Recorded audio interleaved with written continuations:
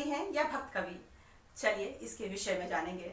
नमस्कार, मैं नेहा भारद्वाज आप सभी का बहुत बहुत स्वागत करती हूँ। तो विद्यापति मुख्य रूप से श्रृंगारिक कवि हैं। इन्होंने राधा कृष्ण का चित्रण सामान्य नायक नायिका के रूप में किया है। आचार्य शुक्ल जी इनके विषय में कहते हैं कि विद्यापति के पद अधिकतर श्रृंगार के हैं, जिनमें नायिका और नायक राधा कृष्ण ही होते हैं। इन्होंने इन पदों की रचना श्रृंगार काव्य की दृष्टि से की है, न कि भक्त के रूप से की है।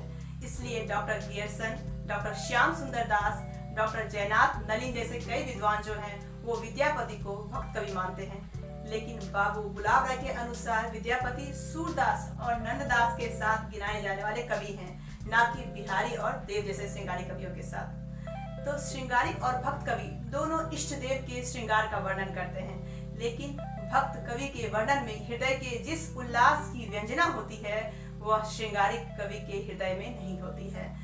इस दृष्टि से विद्यापति रसिक भक्त हैं, इसलिए कहीं रसिकता प्रबल हो जाती है तो कहीं पे भक्ति प्रबल हो जाती है।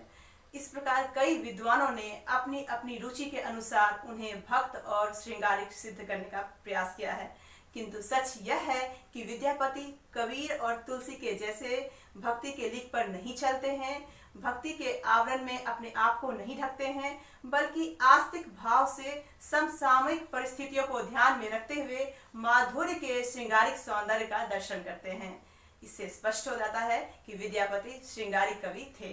इन्होंने श्रृंगार के संयोग वियोग दोनों पक्षों का वर्णन किया है। तो इस प्रकार से हम लोग निष्कर्ष रूप से क्या कह सकते हैं कि विद्यापति एक श्रृंगारिक भक्त दरबारी रसिक भाव के रचनाकार थे। उनके किसी एक ही रूप को स्वीकारना उनके व्यक्तित्व को छोटा करना होगा। साथ ही हम लोग यह भी जानेंगे विद्यापति की काव्य भाषा। तो हिंदी साहित्य में विद्यापति की प्रसिद्धि विशेष रूप से उनकी पदावली से ही है। उन्होंने संस्कृत, अवहट्ट और मैथिली भाषाओं में अपनी रचनाएं प्रस्तुत की है।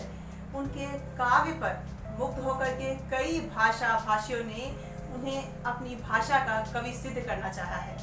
बंगाली उन्हें बांग्ला और मैथिल उन्हें मैथिली भाषा का कवि स्वीकारते हैं। लेकिन भाषा की प्रकृति, साहित्य की परंपरा और संस्कृति की एकता सभी को देखने से विद्यापति आदिकालीन हिंदी साहित्य के श्रेष्ठ कवि कहलाते हैं। भाषा लालित्य उनके काव्य की महत्वपूर्ण विशेषता है। कीर्ति लता की भाषा के संबंध में उन्होंने स्वयं ही क्या कहा है कि देसिल बैना सब जन मिठा ते तैसन जब जपो अवहट्टा। इस प्रकार निष्कर्ष रूप से कह सकते हैं कि भाषा पर विद्यापति का पूर्ण अधिकार था। उन्होंने मैथिली भाषा के सजीव, सरस और सशक्त रूप का प्रयोग किया। मधुरता और कोमलता के कारण विद्वानों ने उन्हें मैथिल कोकिल की उपाधि से सम्मानित किया।